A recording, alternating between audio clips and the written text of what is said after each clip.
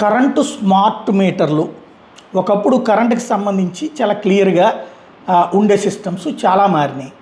అందులో ఇంటి దగ్గరకు వచ్చి ఇంటి మొత్తానికి అంటే ఒక 5-6 పోస్టులు ఉంటే ఒకటే మీటర్ దగ్గర నుంచి సబ్ మీటర్ల వ్యవస్థ నడిచింది. ఆ తర్వాత కాలంలో దాని మీదనే డిజిటల్ అంకె కనబడేటటువంటిది వచ్చింది.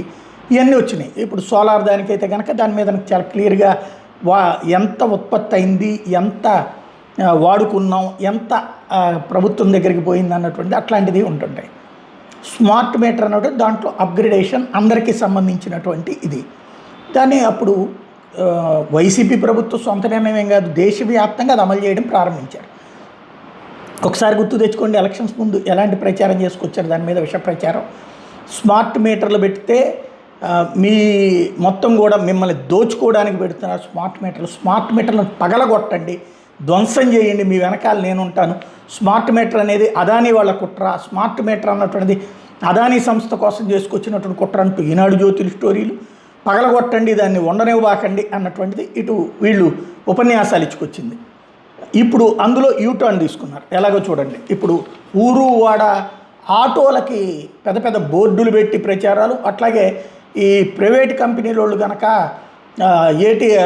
దాన్ని ఏమంటారు, సిమ్ములు అమ్మడానికి లేకపోతే అవి ఇవి అమ్మడానికి పెట్టుకునే ఒక గొడుగేసుకుని కూర్చునేటటువంటి సెంటర్ ఉండదు కదా, ఆ టైపులో దాంట్లో ఇట్లాగే ఎలక్ట్రిసిటీ డిపార్ట్మెంట్ ఇస్తుంది. ఏంది అంటే స్మార్ట్ మీటర్తో మీ విద్యుత్ వినియోగం నియంత్రణ మీ చేతిలోనే ఉంటుంది.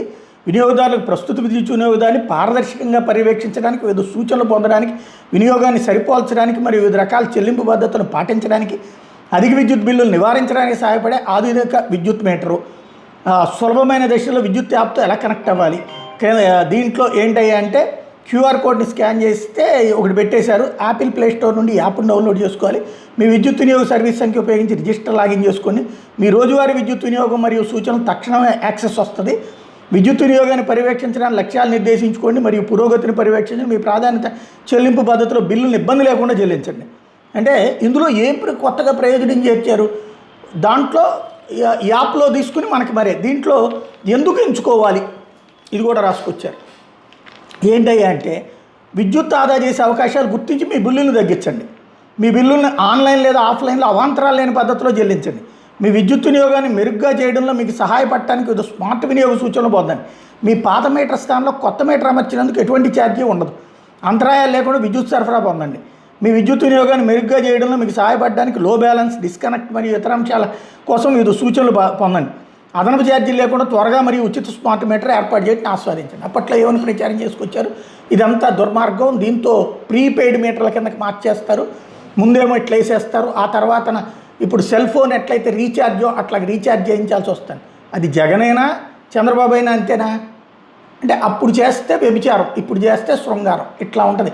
దీనికోసం కోట్ల కోట్లు పెట్టి ప్రచారం.